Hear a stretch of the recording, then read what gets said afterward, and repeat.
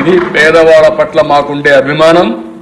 మీరు కట్టేది 20 ఏళ్ళు అవుతుంది, మేము కట్టేది 2 ఏళ్లలో కడతాం. కట్టడమే కాదు, ఇది ప్రైవేట్కి ఇవ్వడం కాదు. పీపీపీ అంటే తెలియని వ్యక్తులు నేర్చుకోవాలి.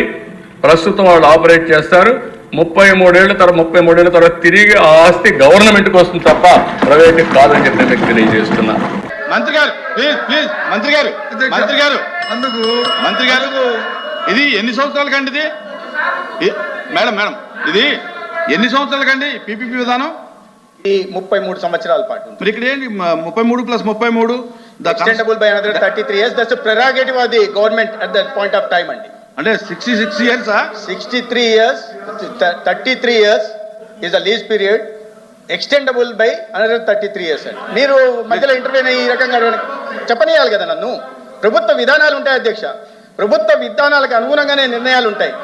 అధ్యక్ష, మీకు సందేహం వచ్చింది. ఆ సందేహం మంత్రి గారు రిమూవ్ చేశారు. చాలా సంతోషం. ఏంటో సందేహం?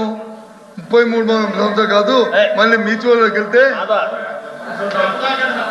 మ్యూచువల్ అండర్స్టాండింగ్ ఇంకో 33 అని అంటే ఈ రాష్ట్రంలో 60 సంవత్సరాలు ప్రజా ఆరోగ్యానికి ప్రైవేట్ వాళ్ళకి తాకట్టు పెడతాం.